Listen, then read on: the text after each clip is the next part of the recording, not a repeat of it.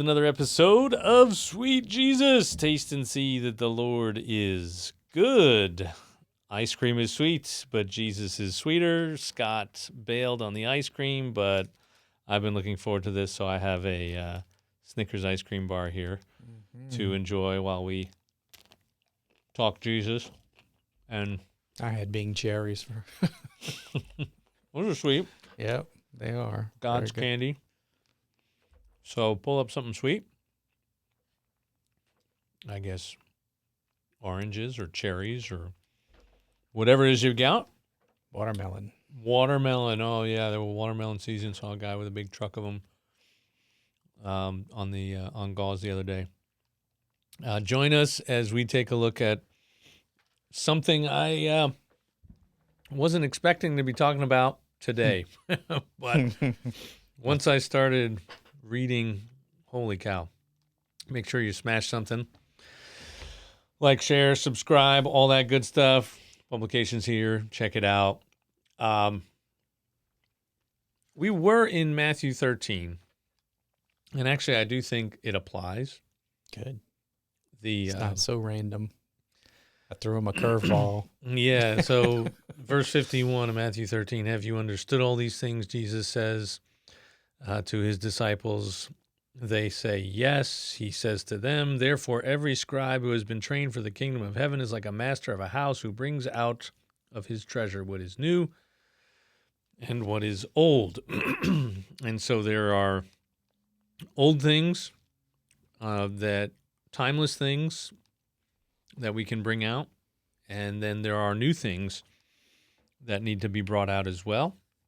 And if they understood the parables that Jesus was kind of giving them in Matthew 13, is this idea that, well, you'll get the old stuff and the new stuff. You'll have all these different treasures. They'll all be wonderful and priceless and amazing. And then you've been asking about this other one for a while, though. Have I? Mark, the figs, right? Oh, right. You've Have been I? like, Yeah. sent Yeah, myself. the figs, Yeah. like every now and then, like, oh, hey, yeah, what about these figs? We should look at the figs. We should look at the figs. I'm like, what is this guy with figs? You want a fig Newton? Maybe I should get you You do the tricky part. 1,000 different weird commercials from the fig Newtons. But I started taking a look at this, and wow, there's a lot here. And there's a commentary I was looking at to try and make sense of it all. It's a Concordia commentary by Jim Veltz. There is some by this guy, Christopher Mitchell. That's only the last however many verses, anything past chapter 16, verse 8, because Jim Veltz probably insisted that those are not part of Mark, and therefore he refused to put them in the commentary. So they got somebody else to do that part. Yeah, okay. He's like, that's not the Bible. I'm not going to put that in there. So That's the part that has some says those are verses that were there, and then there's another later text that had them, and is that what those ones are? Okay. yeah, there's nothing contradictory to the Bible, but it's kind of like they must have added this in because it seems like a lame ending. Mm. Because if you ended at Mark 16, verse 8, it just says something like, fear seized them and they ran away afraid, basically. Let's read it. It's only one verse. I'm throwing you more curveballs. Yeah, why not? Why not? And they went out and fled from the tomb, for trembling and astonishment had seized them. And they said nothing to anyone, for they were afraid. Mm-hmm. But in the context of Mark, which I think will apply somewhat to what we're going to talk about with Mark 11, that makes total sense, because this is kind of the one that is narrated sort of, or dictated, not informed by Peter is maybe a better way to say it. So the gospel according to Mark as told to him by Peter. So that's why you get a little more emphasis in here about, the disciples being morons, basically, and and why it says in Mark 16, go tell my disciples, tell my brothers and Peter. So sort of this like singling out of Peter. Where is it? Very large. But go tell his disciples and Peter that he is going before you to Galilee. There you will see him just as he told you, right? So it's like one of these, I don't know, maybe a self-flagellation, so to speak, of Peter. Like, oh, yeah. And that guy Peter, who really didn't belong in the disciples anymore at this point. But it is one where they just consistently don't get it. And it would make sense that at the very end, it's like, oh, look, they still don't get it. But also, the fear was speaking, that idea at the end may very well have been intended to speak to the original audience, which this wasn't necessarily intended originally for a universal audience. It was for a specific group of people, namely Christians in Rome around the time of great persecution. I mean, some people have different ideas every now and then, but I think that's generally the accepted setting, so to speak.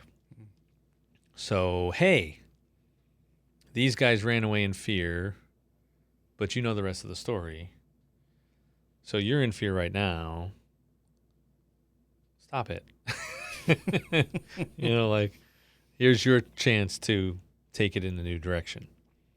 So it wasn't like they had like 3 tablets and then whoops, and Yeah. that last Bring verse. you these 15. 10 commandments. Yeah, no. It wasn't a mistake. I think it was. Or he like peel it off to put his gum in or something and lost the verse. But so you have these manuscripts that go all the way to verse 20, but then the older and older and older you get manuscripts, which archaeology is like the best friend of Christianity because we just keep finding stuff. Whereas literally every other religion, I mean, archaeology is a testimony against it.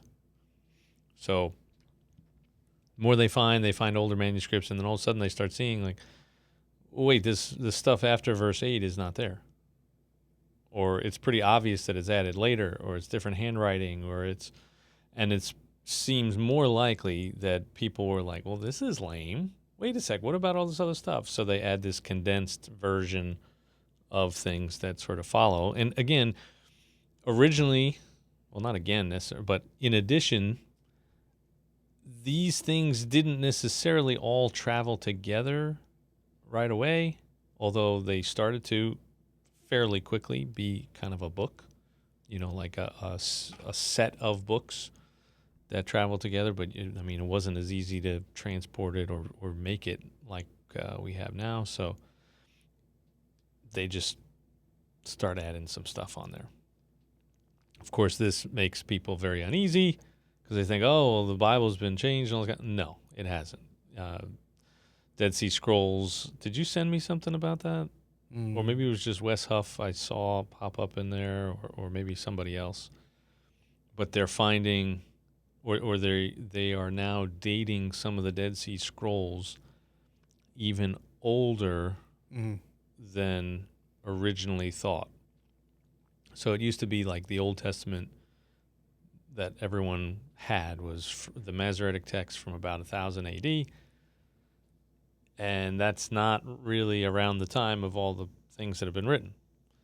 The Dead Sea Scrolls all of a sudden have enormous amounts of text that predate Christ. Like texts that go back 1,000 years, sometimes more, sometimes less. And the changes there are basically non-existent or insignificant. So like spelling errors and leaving out a word here, leaving out a word there, things like that. So the text of the Bible is pretty consistent.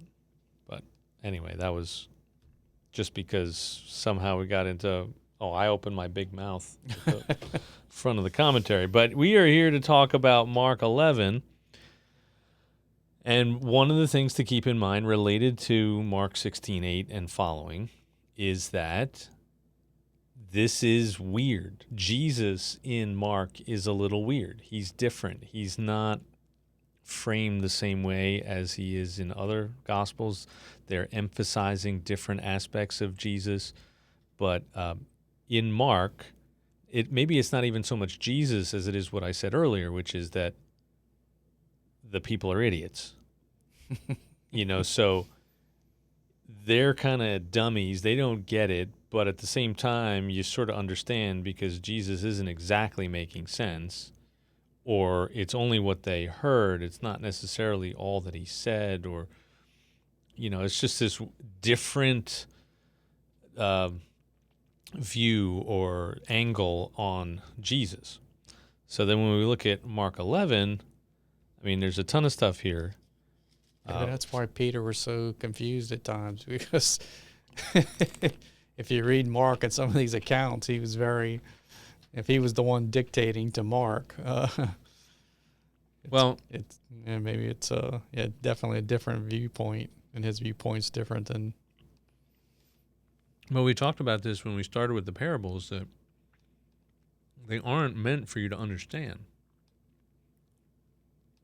They're meant to sift through the ones who won't understand or refuse to understand. And this one in particular, there are a lot of people that really won't want to understand, or they will understand and it just makes them furious. So this is one of those. Jesus was it's very offensive, like he did to the Pharisees, right? They'd say something, and he'd say something back, and they'd be so mad. Well, that's who it's directed at, I think, ultimately. Yeah. But for us today, I think it applies because we're the religious leaders of the day. We're the church people, the scribes, Pharisees, Sadducees, elders, and chief priests, and so it is something for us to think about, I think. But it starts out the triumphal entry, the beginning of Mark 11.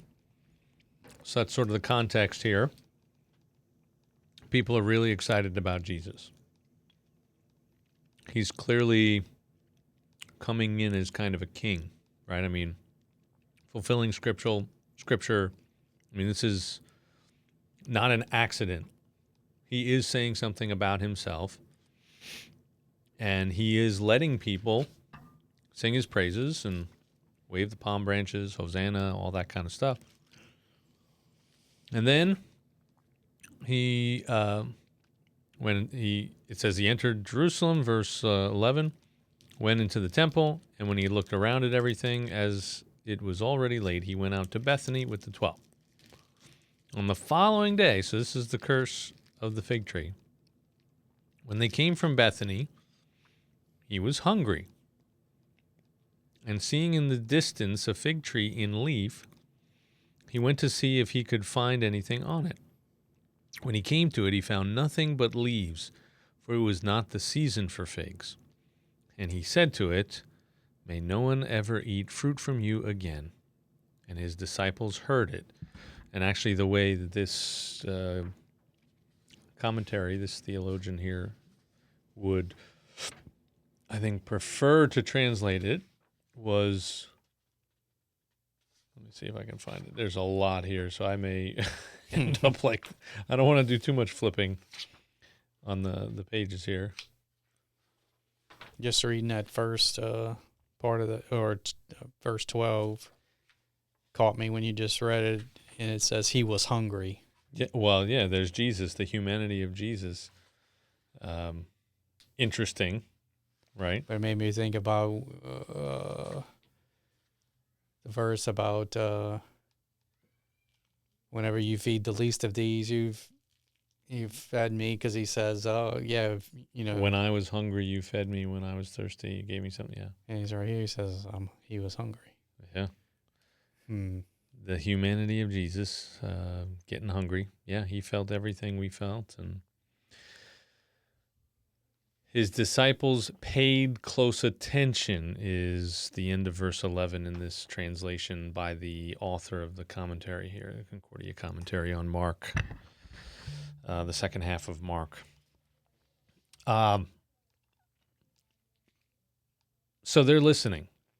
And, as we talked earlier, I preached about this several weeks ago. At the end of John, it says, Jesus did many other things in the presence of the disciples that are not recorded in this book. These are here so that you may believe that Jesus is the Christ, the Son of God, and that by believing you may have life in him or in his name, I think. So that's got to be there for a reason. He went to Bethany with the 12. They're following him. He does this thing, and then at the very end in verse 14, and his disciples heard it. They were clearly paying attention, which is unique, right? I mean, these guys are generally a bunch of idiots. They keep screwing things up. They're not paying attention. They don't remember what he says. But here, we're making this point. They're paying attention. Okay. And then what follows that? Well, Jesus cleanses the temple. They came to Jerusalem. He entered the temple, began to drive out those who sold and those who bought in the temple, and he overturned the tables of the money changers and the seats of those who sold pigeons. And he would not allow anyone to carry anything through the temple. And he was teaching them and saying to them, "Is it not written, 'My house shall be called a house of prayer for all the nations,' but you have made it a den of robbers." And the chief priests and the scribes heard it and were seeking a way to destroy him, for they feared him, because all the crowd was astonished at his teaching. And when evening came, they went out of the city. Okay, so comes into Jerusalem, hailed as a king, riding on a donkey. He leaves for Bethany the next day. As they're leaving Bethany, probably heading back to Jerusalem, right? He's hungry. He sees this. He's looking at it. He sees the leaves. He looks for the figs underneath it, and he doesn't see it. He doesn't see anything, and then he curses it. Then he gets to Jerusalem. He enters the temple, and he sees what's going on. He sees this chaos, this mess, and he overturns the tables. He gets all nasty, right? Flipping tables. Who said you couldn't flip? I don't know. That's probably inappropriate. I won't even go there. And be a follower. Only Jesus can do that. Yes. And the chief priests and scribes, they hear Jesus do all this. They're mad, but it says also that they feared him because everyone is kind of astonished at this. They're all like, wow, he is sticking it to him. We hated how these people oppressed us and did all kinds of things. And man, this is great. As they passed by in the morning, they saw the fig tree withered away to its roots. And Peter remembered, shocking, and said to him, "Rabbi, look, the fig tree that you cursed has withered." And then verse 22 and following seems like it just doesn't make any sense to us, I think, if you're not paying close attention to this. And Jesus answered, "Have faith in God. Truly I say to you, whoever says to this mountain, 'Be taken up and thrown into the sea,' and does not doubt in his heart, but believes that what he says will come to pass, it will be done for him. Therefore I tell you, whatever you ask in prayer, believe that you have received it, and it will be yours. And whenever you stand praying, forgive, if you have anything against anyone, so that your Father also, who is in heaven, may forgive you your trespasses." So, why did you have such interest in this, or what is it that you think most people are taking away from this? Well, now is this similar story also in John? Not exactly. No, I don't think so. Okay. Well, somewhere we covered it recently. I thought in the men's Bible study or something. Anyway, so it's just kind of a mystery. I mean, usually you don't see Jesus as usually healing things, Yeah. helping things better, and then he comes along this fig tree and he's hungry. He's looking for some figs, even though doesn't it say it's not in season or for figs, or is that? Yeah, so it is also in... Is not season for it was not the season for figs, right? So anyway, it looks like a healthy tree, but there's no figs, and then he curses it, Yeah.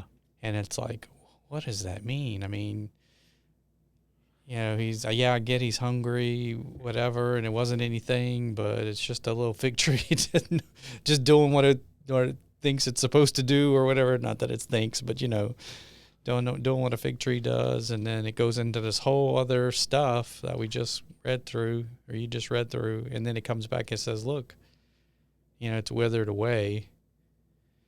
And I don't know, it's just a mystery. And then, so there it was. It just sticks in my head as one of those things that's filed away as, that'd be interesting to really understand what this is trying to say. Yeah. So...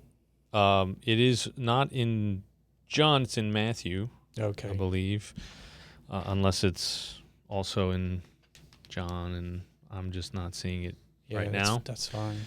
But it's not framed quite the way this one is. This is actually framed very, very well. I think it's there's a lot here to try and help us understand what's going on, whereas in Matthew it just sort of kind of leaves out some key things.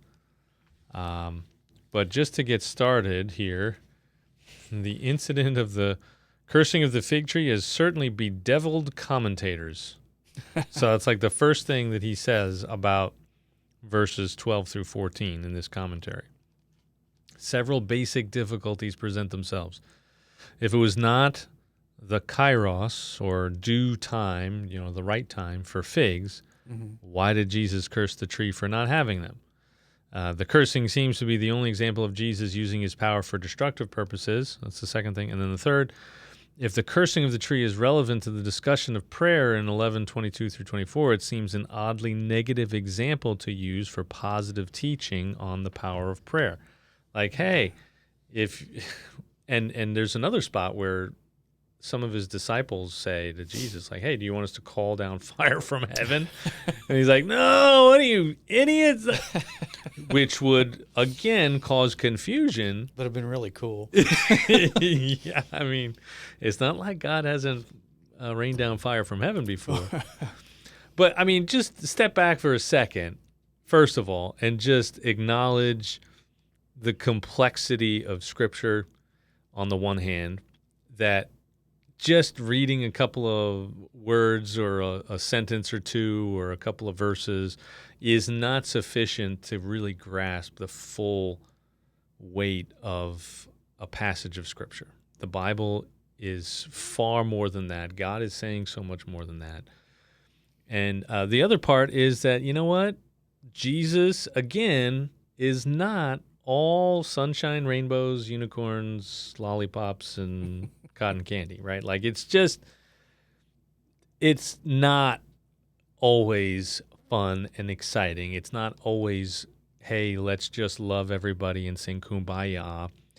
And smite the bad guys. and I mean, in this case, actually, and we talked about this in the previous parable with he did, I guess, in a way. There is, yeah. He does kind of do that. But and that is, I think, ultimately the message here is the fig trees represent something, and he does it to the fig trees because it is something he is also calling for with something else. And that does actually come to pass.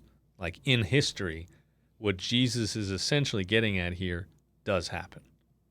So there is a destruction, a withering, and it's not pleasant. But then the talk about prayer is actually more a response to what happens the implications of what happens when what Jesus predicts come to pass, that's going to change everything. It's going to rock their world. So what then? And Jesus is essentially saying, that's okay. You can still pray and God will hear you. Like, it's not a general, you know what?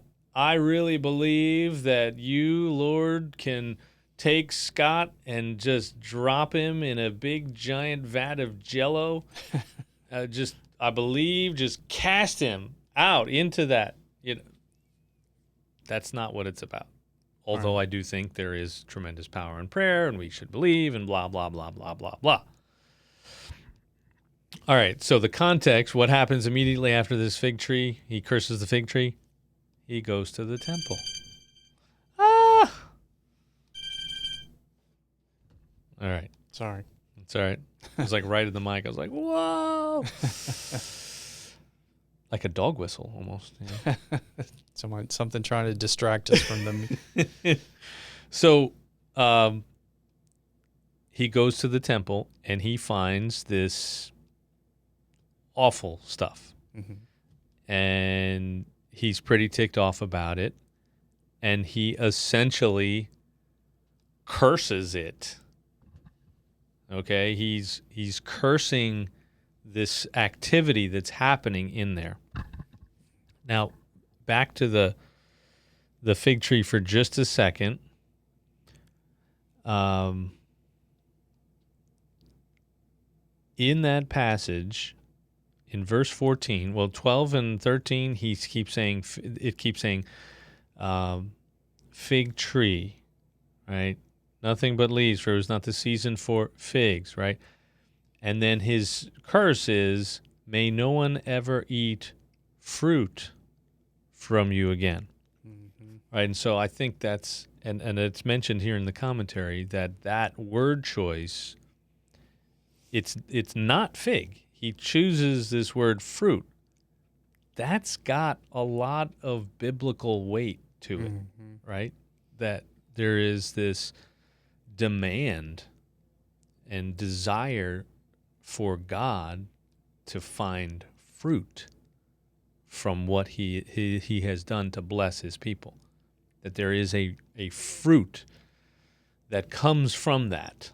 And he is saying, look at this fig tree, okay, fig tree in leaf, okay. So he's looking at it and he's seeing things that would indicate that maybe there's already some fruit. In fact, there's a note here in this study Bible I've got. It says, early unripe figs should have been present. It's for around March and April, even though the main harvest season had not yet arrived, August, September. The leaves should have served as a reliable indicator for these early figs. If the early figs do not appear, neither will the later ones.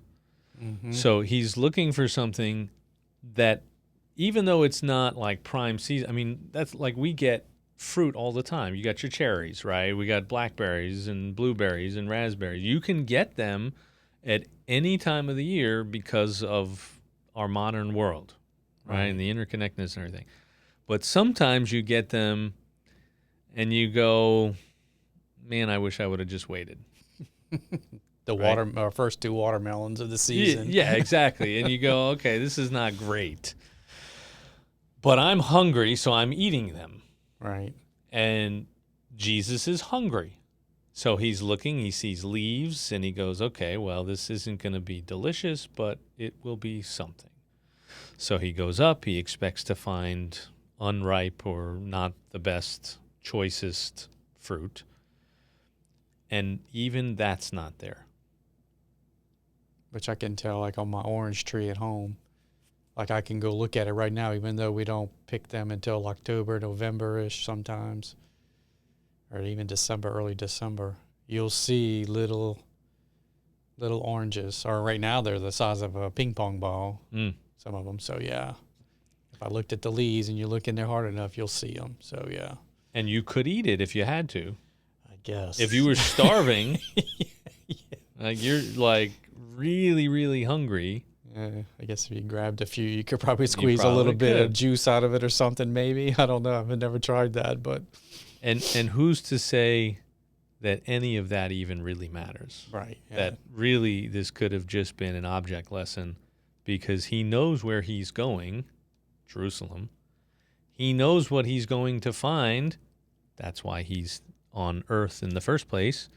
So here we go. The disciples are going to be wowed once again by this incredible display of his power.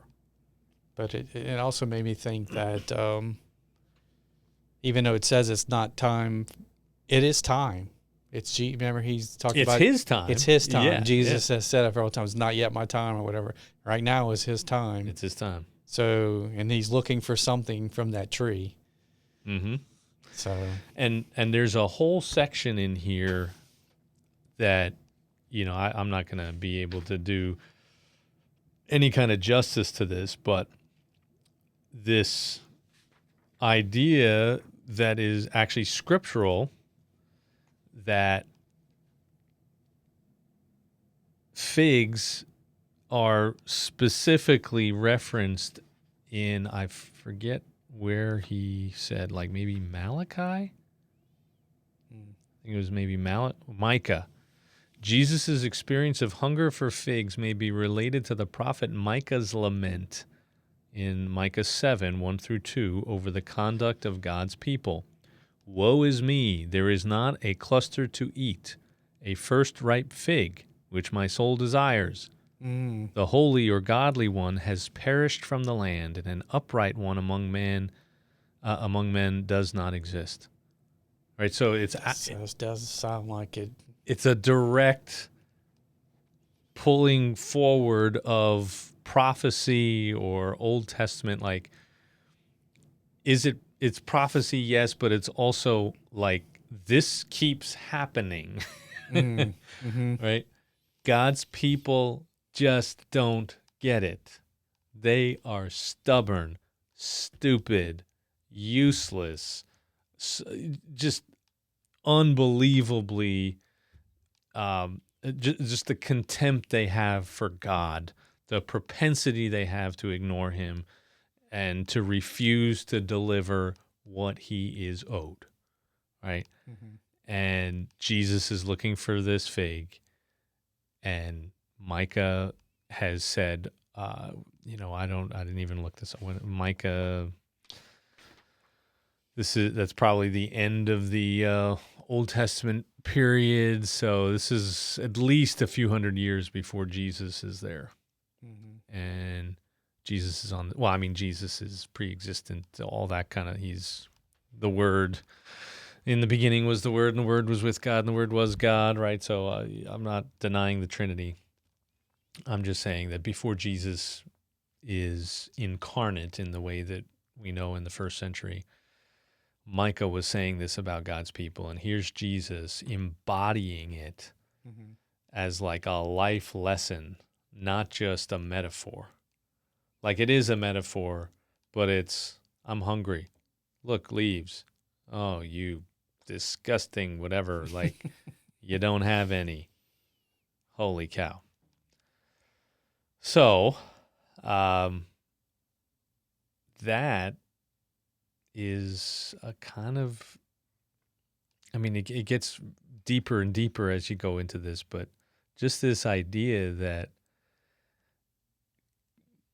we owe God fruit, and I am well aware that a conversation like this can really mess with people, because some people, whenever you're speaking about the Bible or about God, there's always two kinds of people out there. There are the kinds of people that are trying desperately already to bear fruit. They're trying to manifest the types of things, the behaviors and results that God calls for.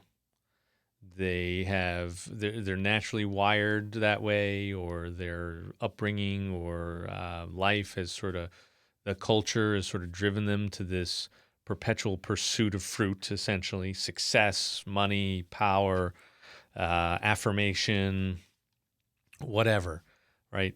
People approval, beauty, you name it, right? So we've already got people trying, and they hear me and they hear us have this conversation. They just go, oh, but I'm trying, and is it enough?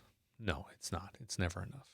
It's not. And the fruit is not the condition for entrance. It's the result of being planted in the vineyard of God, of Christ.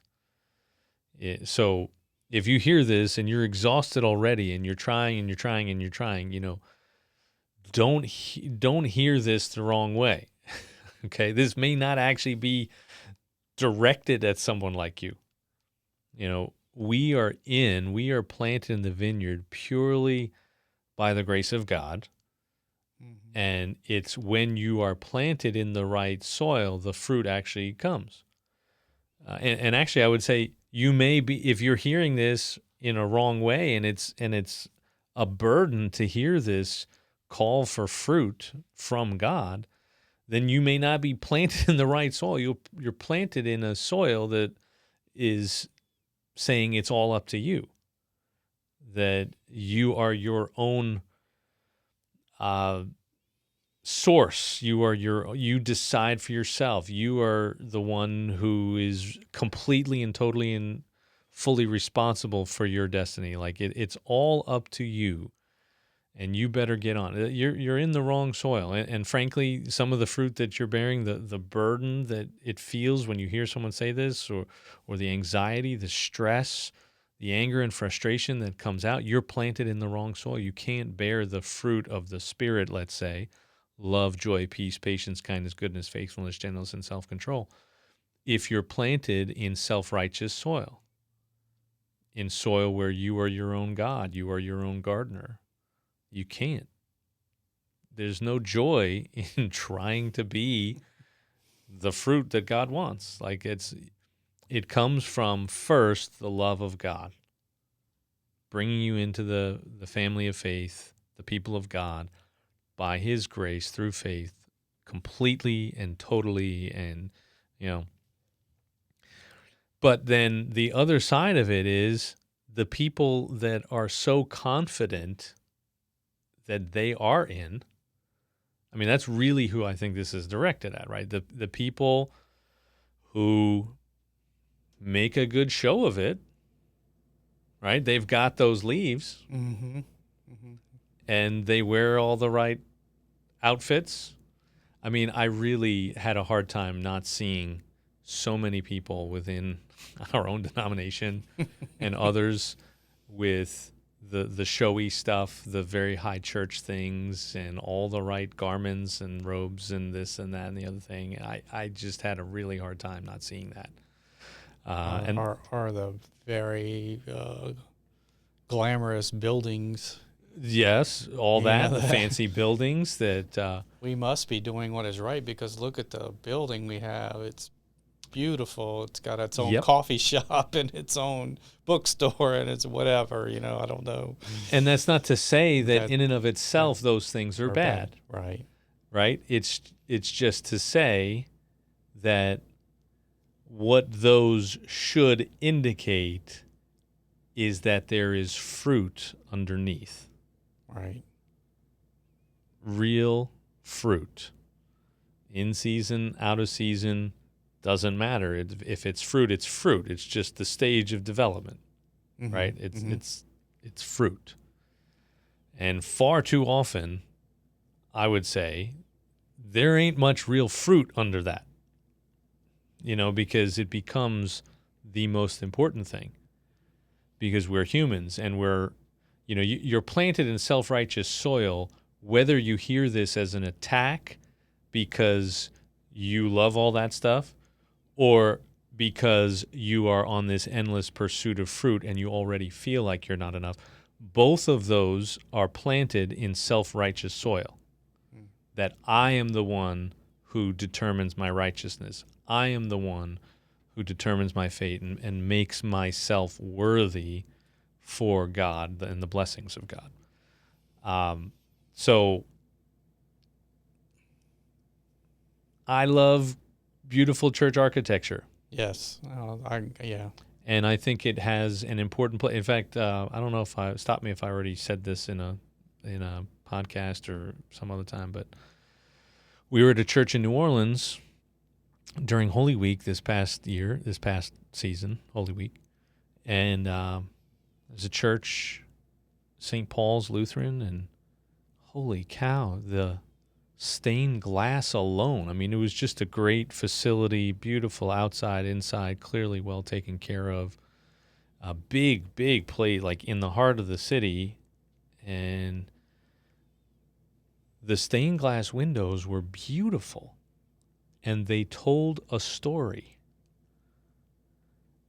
I think, if I remember correctly, one side was like Old Testament, and the other side was New Testament, and it was like 12, so like 12 apostles, I think is what it was. I don't know. It was dark. It was Good Friday, and so I didn't get a good look, and you leave in silence, so I didn't stick around and chat up people and all that kind of stuff. I'd like to go back. And then the other side is Old Testament, and you could tell who, and I started quizzing my kids, like, oh, who do you think that is? Who do you think that is? Oh, you know who that is? Some of them I didn't know. Some of them I was 100% like, oh, this is Jonah, right? I mean, it's hard to miss Jonah with like a whale and, or fish or whatever it was, a big giant fish, and a couple others. Moses, I think, was a pretty obvious one. But it's a teaching tool, and it communicates even to illiterate people like children. Or adults. Some statistic I saw recently about how many adults in America are illiterate. Wow. Like 40% or some ridiculous number. I really had a hard time believing the number. But at the same time, I kind of believe the number. If you've ever seen anybody do these man on the street interviews, you don't know much. School's not doing the greatest for them. But all of that stuff is icing on the cake. Yeah. It's the decoration on the meat of the actual treat, right? It's the indicator, should be the indicator of substance underneath, not just that you can say, hey, look at how pretty our church is, or look at how pretty our worship is. The way we do worship and the way our pastor behaves and dresses and what we follow and all that kind of stuff. It is irrelevant if there is not a strong foundation that is bearing fruit. The kind of fruit that God demands. Not the kind of fruit that we want or the kind of fruit that society around us looks at and says, oh, clearly they're doing the right thing because look at how successful they are. No, back to the Spirit. What's an obvious way? I mean, the fruit, singular, of the Spirit is love, joy, peace, patience, kindness, goodness, faithfulness, gentleness, self-control. All of that. That's the fruit. And sadly, really none of us are fully bearing that this side of eternity. But, man, there are some people that are really not bearing. I don't know if they're preparing for Sunday in the Trinity, right? It's Trinity Sunday. That's why I'm saying it. And there are mutually exclusive things that are both true at the same time. Jesus is man. He gets hungry. He gets angry. He gets tired. He gets thirsty. All this stuff. And yet he is also God in the flesh. How are both of those things true at the same time? I don't know. How is this both true at the same time, that we are never really, truly, fully bearing that fruit, and yet it's usually pretty obvious when people are not? Right. Well, I think there are some churches that are bearing fruit. Church bodies, maybe, not any, it's the whole body. It's not necessarily one person. Maybe there's some people in there that lead the way, right? That get the rest of us in there going and doing that. But yeah, and it just seemed, when Jesus comes looking, that's when you can't just go graft one on real quick. Yeah, there's no like, quick, let's grab this one. We'll hang him on the tree. company's coming. Like, fluff the pillows and throw some stuff into a closet, and like it's. I mean, there's parables about that. Matthew 25, the 10 virgins, right? The lamps. Same thing with the parable of the talents. Same thing with the sheep and the goats, that parable as well. That whole chapter, Matthew 25, when the Son of Man comes, like, he's coming and you're going to be caught off guard and shocked. And so it's, yeah.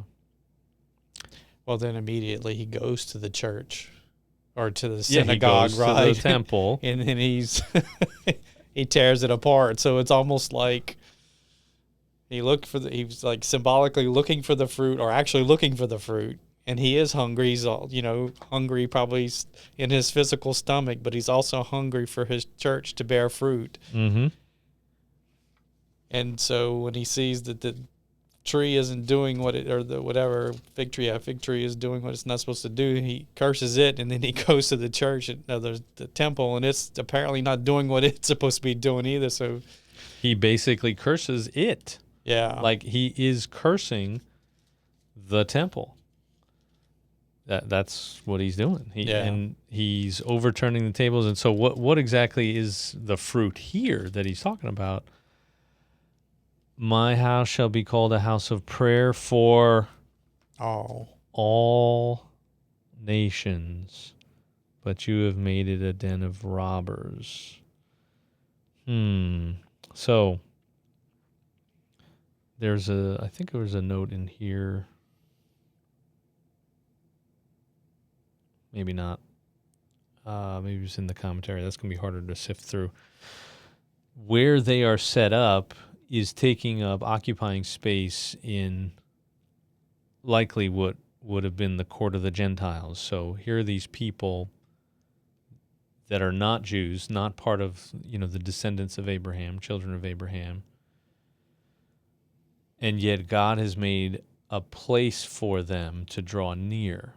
They can't draw near or as near as the children of Abraham, but there is a place for them. And yet they're being boxed out.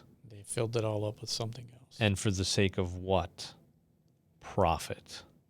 Right? And then, I think maybe it was the Chosen. Maybe it was I think it was actually a different video, a different movie maybe, but based off of biblical events. And maybe it was like a Christmas one or an Easter one. I don't know. But there's this scene where there's a guy who brings his lamb, his sacrifice, to be inspected. So is this appropriate for my sacrifice? And it looks pretty darn good. But, they always seem to find a way to say, no, you have to buy ours. Right? I mean, that's turning access to God into this, hurdle. Yeah. I think the way that they talk about in the commentary is this emphasis of tradition over the truth, right? Like supplanting what God's intent was with what he gave, and noticing how people have this way of absolutely corrupting it, ruining it in every sense, every way imaginable. They take it and warp it and disgrace it, and I think that's what's probably upsetting Jesus. Right. At least a piece of it, a way to understand it. Now, what he's talking about, what he's saying here, when he talks about, but you have made it a den of robbers, he's actually referencing Jeremiah. Jeremiah, I believe, is chapter 7. Let's see if I can find a cave of robbers, it says in Jeremiah. In Jeremiah's time, the people of God did all sorts of wicked deeds, and for Jesus, a like situation obtains. The people do not obey God's law, but substitute human traditions. And he references Mark 7 there, where, Jesus, I believe he makes all foods clean, and the washing and all this kind of stuff is talked about there.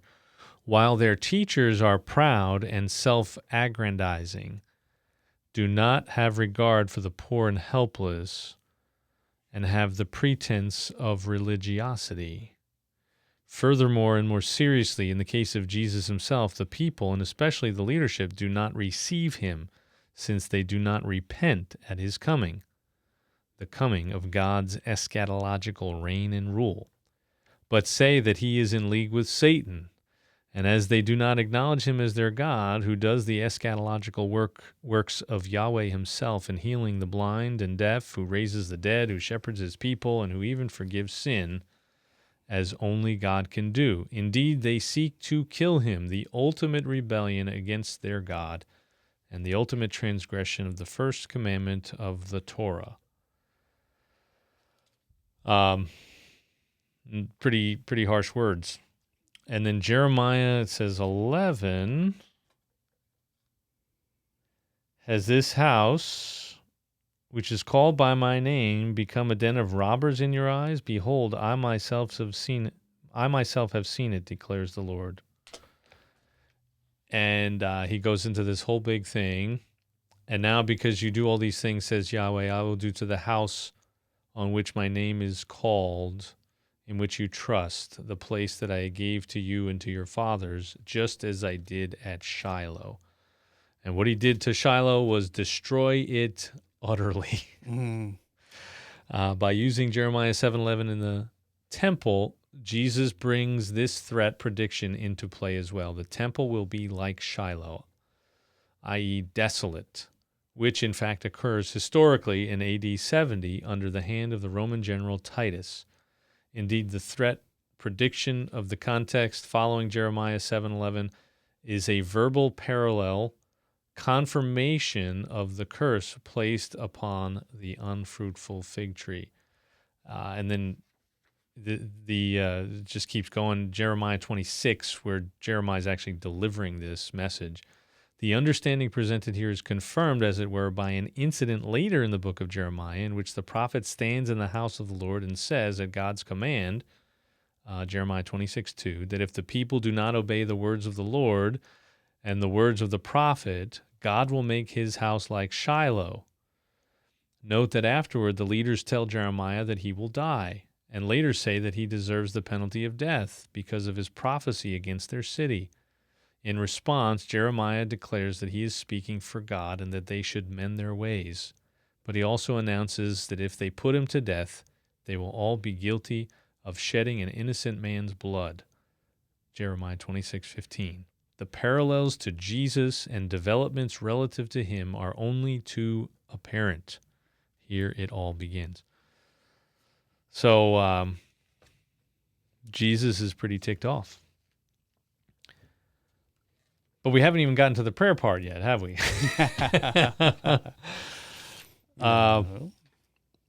Thoughts so far? We're, holy cow, yeah, we blew past the normal mark, yeah. Yeah.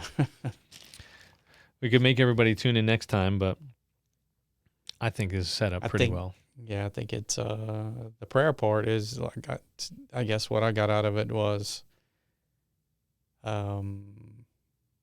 yeah, the tree was withered to its roots, but it's not like, I don't know. This is, and then he goes into the prayers, right? So really you still have your connection with God, even though that temple there has been. Yes, exactly. Yeah. Jesus, they're looking at this fig tree withered, and they may have actually understood the Micah 7, certainly after they went to Jerusalem and Jesus flipped off the leaders, metaphorically. I'm not suggesting that Jesus... He did flip over some tables, so yeah. He did some flipping. Oh, yeah, definitely. They're seeing this, and look, the fig tree that you cursed is withered to its roots, right? I mean, like, all the way, completely cut off dead. Jesus says, have faith in God. Or actually, one way of translating those same words in the commentary here is, you have faith in God. So like a declarative statement. Truly I say to you, whoever says to this mountain, which mountain? This one. Which one? The one the temple's on.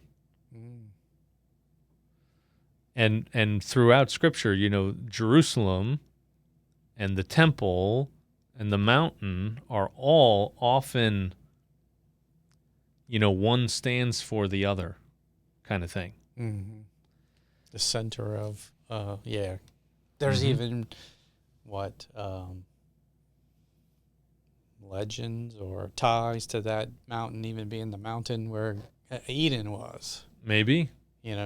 Maybe. Yeah, the beginning of creation. Yeah, so anyway.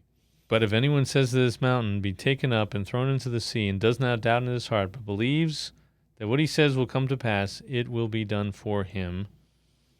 Therefore I tell you, whatever you ask in prayer, believe that you have received it, and it will be yours. And whenever you stand praying, forgive, if you have anything against anyone, so that your Father also who is in heaven may forgive you your trespasses. That's basically like the Lord's Prayer right there, huh? Yes, exactly. It is. And so he's saying that your ability to approach God in these key ways for these key things is not in jeopardy. To this mountain, clearly not just a random mountain. Does not doubt, but in accordance with standard Koine Greek usage, it means does not dispute in his heart, right? So this is already, so disputing it, meaning like, no, we need the temple, right? That which he declares, the subject of the verb is not the person who commands this mountain, but God, who speaks declarations concerning the temple. And it also seems prophetic, right? Mm-hmm. He who says to this mountain, not whoever, but he who says to this mountain, is probably a better way. That's kind of what they're saying in this last piece that I just read. But God, who speaks declarations concerning the temple, right? So it's okay. The temple's going away. And what will result after that, there will still be access to God. One trusts in God, but concerning what does one trust God? Given what has been said above, what one trusts is what God has said through the prophets and through Jesus' words and actions concerning the temple. So you believe what he is saying. Specifically, this is the word that the temple will be destroyed, but also that God keeps his promises. And we could spend another episode just going into the connection between Solomon's prayer in 1 Kings 8 and what's happening here. Okay. And maybe we should. I don't know. This was enlightening for me. I don't know how I never got into this, right? Here's the bottom line, though. We conclude with two further points. We have said that Jesus, through the details of his teaching, especially in 11:24-25, forges a strong connection to the dedication of the temple by Solomon, 1 Kings 8, especially the latter's dedicatory prayer. We may now say very explicitly that Jesus' teaching here is also and especially an assurance to his followers of several important things. God is still in his heaven, just because the temple's gone, and how appropriate for people in places where churches have been destroyed from war, from natural disasters, age,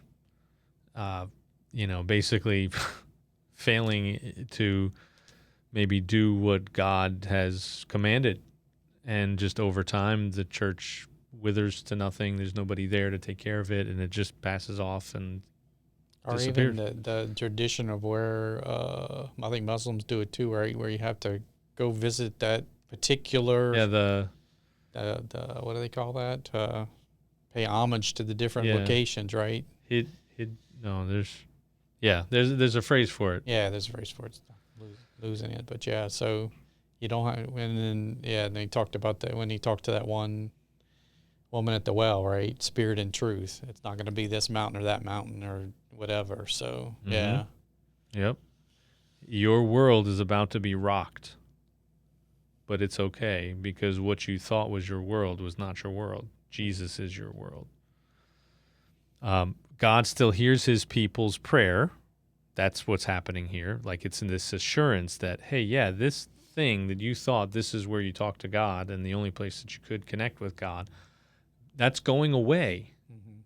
And it's going to be a real painful, miserable experience. That's okay. Nothing's changed. God, in fact, everything's changed and it's better. And God still forgives sins, right? Because that's at the heart of what took place in the temple. The sacrifices, right? Even though all that stuff got abused by people who could profit off of it, they were still there for the forgiveness of sins and the righteousness of God's chosen shepherds didn't change the efficacy or the reality of what he was trying to do or helping his people to do through that whole thing, or pointing people to really the ultimate Lamb of God who takes away the sin of the world, right? Sins were forgiven through all of that on account of what would happen in Christ. Hey guys, don't worry, sins are still forgiven. In fact, you are now empowered and called to forgive the sins of your neighbor. Like, not necessarily go to a temple for your own sins, but actually as you stand praying wherever you are, asking the Lord to forgive you, you better forgive others. And in accordance to that, not how spotless and blemishless your animal is, but that you come and say, Lord, forgive my sins. Let me forgive these sins of others. I don't hold them against them. So it's just like really blew my mind. Connection to the Lord's Prayer, like you said, is talked about at length in the commentary here. So, holy cow. There's a lot to that. Yeah. It's like infinite almost. I love a good commentary, and that's why I hate most commentaries, because most of them are terrible. They just don't make much sense. They're not overly practical. They're not written in ways that are English to people that aren't nerds about it. And I'm kind of a nerd compared to your average person as far as this stuff goes. Maybe not as much as others, but there's a lot there, and making the word accessible is great stuff. So hopefully this made sense to somebody. I didn't botch it up in the transmission. Made sense to me. Made more sense to me. I don't have to think about that one as much as it's not filed away as one of those mysteries anymore. I mean, there's more to it that we didn't maybe dig into, but definitely on a higher level, it makes sense, which is good. Yeah. Well, feel free to take home the commentary and have at it if you're interested. Okay. You just can't ask me any questions on anything from Mark 8:27 through 16:20. No, because it's not in there. Well, no, I'll need it, and if you have it, then I can't use it. Okay. So, and then in the future, if you've exhausted it, then I don't have to answer any of those questions anymore. On a podcast, right? Yeah, but you could. We'll let you say, okay, here's your homework, and have you come in and report back. Maybe that's how this should work. Oh man. Getting homework now. At least I don't have to write a paper on the spot or something. Maybe you should write a paper about it. That's actually something I did to my kids.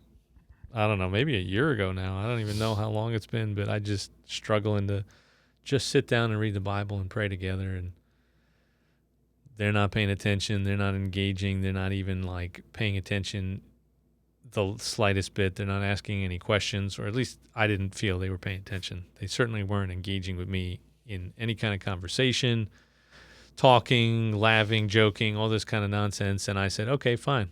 We won't do this anymore. But every week, by the end of the week, you will have a paper, and I divided up the entire Bible. Oh my gosh. And said this many chapters a week. So for the older ones, more chapters because they have less time to graduation. It's so terrible. I'm so mean. But actually, I feel like it's worked out. And, anyway. But I can do that for you, too, if you'd like. I like the way this one popped up. Just kind of random. It was in my, like I said, on my shelf of things I didn't understand, and I know I'd been in groups and we've discussed it, and nobody seemed to really get it all. It was almost like they broke it all into pieces. You know what I mean? It was like they talked about what was that whole thing with it's like the whole thing about the tree, the fig tree was in this, and then it mentions it later, but none of that was related to each other. The whole thing about the prayer part about the mountain, whatever. They just look at it as, now I can pray and I can hurl things into the sea or something. You know what I mean? It's like, what is all, it didn't relate. So let me just say that. Yeah. Well, but now that it's all tied together, it makes so much more sense. Well, and here's an interesting connection that I think I thought of. I don't think I saw it in the commentary at all. I think I actually thought of it as we were talking maybe before in the green room or whatever the heck you want to call it. Before that room in there, at least the closet maybe. Well, even here, I mean, green room, people refer to that like, we're just not streaming yet or recording yet. Okay. Like you're in the Zoom, different faces, all that on these YouTube podcasts or whatever that people do. But no, this idea that fig leaves are insufficient. You know what that? Back to creation. There you go. The fig leaves. Not a sufficient covering. And so the leaves that Jesus sees, anticipating figs or fruit underneath, those are our ways of covering up our nakedness, our shame. We have things that we try to use as ways that communicate, hey, we're good. We're valuable, we're worthy, we're all these things.